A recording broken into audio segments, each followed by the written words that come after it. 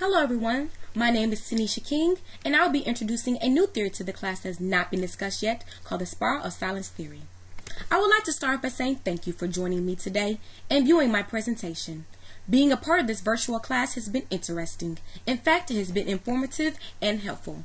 I gained an understanding of several theories and how they are used in everyday life. With graduation right around the corner, the knowledge about theories such as agenda setting theory and computer-mediated theories will help me in the professional realm. Good communication skills could ensure happy, long-term relationships as well as promoting organizational success by effectively applying those methods.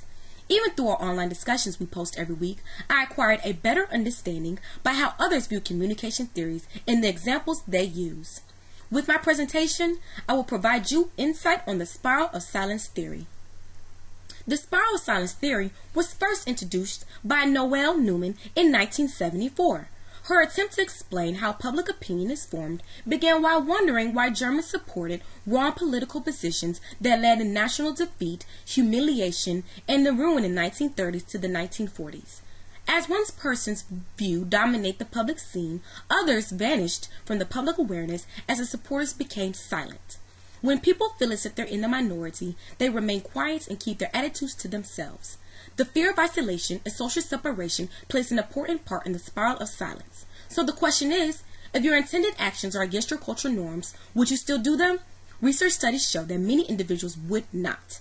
This theory is based on the premise that societies threaten to isolate the individuals who deviate from the acceptable cultural norms.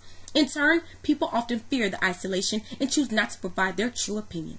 Neumann defines public opinion as attitudes one can express without ruining the danger and isolating themselves. Here displayed is the model of Sprial of Silence. To the left, opinion is expressed by dominance by mass media. To the right, interpersonal support for deviant opinion. You can see the spiral begins with an amount of people not openly expressing deviant opinion and changing from deviant to dominant opinion. Aside from what we're taught in grade school about our 5 common senses, research studies show that we have a sixth sense called the quasi-statistical organ that tallies up information about our society's thoughts and feelings. This Spiral of Silence theory can be described as an increasing force that people may feel when their surroundings when people express their viewpoints that is different from the majority. Also, people utilize their quasi-statistical organ to gauge public opinion. According to the Spiral of Silence theory, mass media such as television and newspaper have a significant impact on the results in its research study.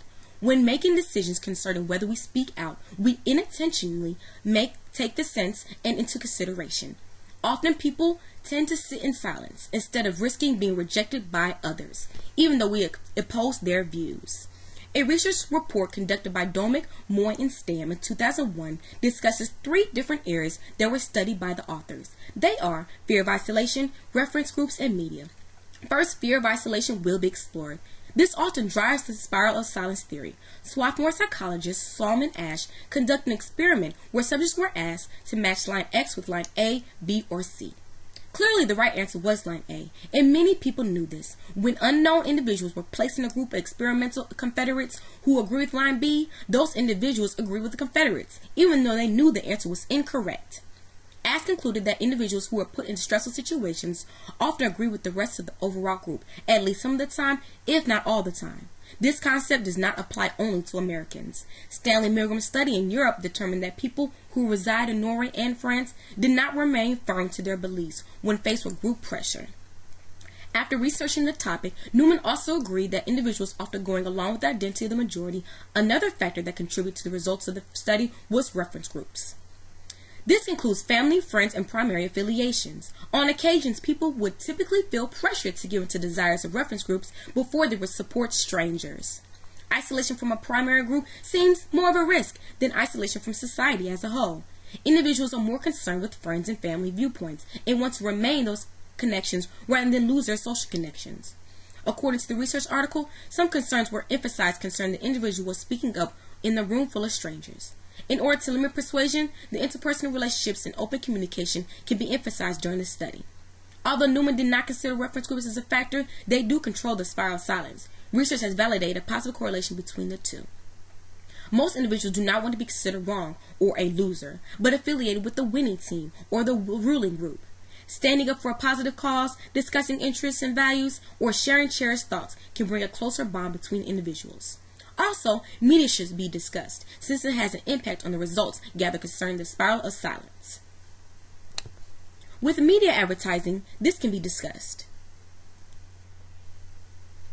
Print and electronic media affects most of our perceptions around the world and what is occurring around us. Agenda-setting theory is another theory that explains how much influence media has on the audience and how much media serves as a gatekeeper and decides what is worthy of coverage. Marshall McLuhan claimed that different media are extensions of specific physical senses and said that the media is the message. Out of all the media, electronic and television influence people the views the most. Even though information is provided in newspapers and magazines, it is sometimes ignored. Television stations sometimes replay messages over and over again until it's sometimes ingrained in the viewer's mind. But television might also provide us a better understanding of what everybody's views are. So the spiral of silence can also be applied in different conditions, as you're going to see. Results might vary in altered environments. For instance, do you think online networks such as Facebook and Twitter decrease the fear of isolation? An article written by Schultz and Roslier explores Noelle Neumann theory of public opinion when formatted to computer-mediated communication environments. Schultz and Roslier state, focusing primarily on the climate of opinion, academic considerations indicate that individuals most likely tend to select information online following a subjective pluralistic pattern. Fear of isolation is reduced due to projection effects, which might lead to a more consistent climate of opinion in one's internet environment. However, there is no evidence yet that this affects the willingness to speak out in online environments.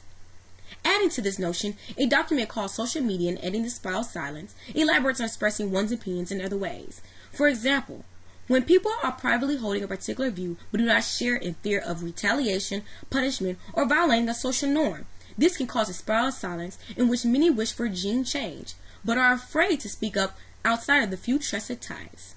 When the author was in post-Mubarak Cairo, his host repeatedly kept pointing to various street corners where fierce political discussions were being held.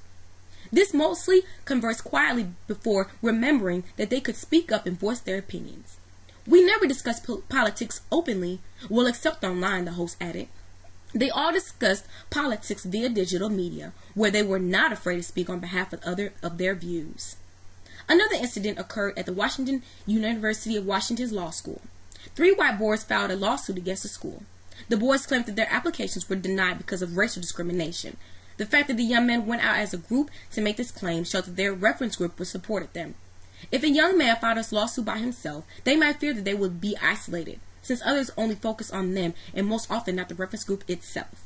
In addition, the boys confided in each other as if they felt they were stronger as a unit and as a team rather than an individual. So you can see the spiral of silence uses each other to build a team and build a group. Whereas if they go by themselves, they felt that they would be looked at and felt in the minority. Instead, they felt together as a majority. As Americans, we have more freedom of speech than others, but that does not stop most of us from preserving our thoughts or opinions. The spiral of silence can occur when speaking with family, friends, at work, during class discussions, and social gatherings. Fear of isolation might differ from one environment to the next, but the initial thought whether to speak up or remain silent still remains. We all have the opportunity to state our viewpoints, but we deal with the consequences for not speaking up due to the spiral. This concludes my presentation on the spiral of silence theory by Noelle Neumann. My name is Tanisha King, and thanks for listening.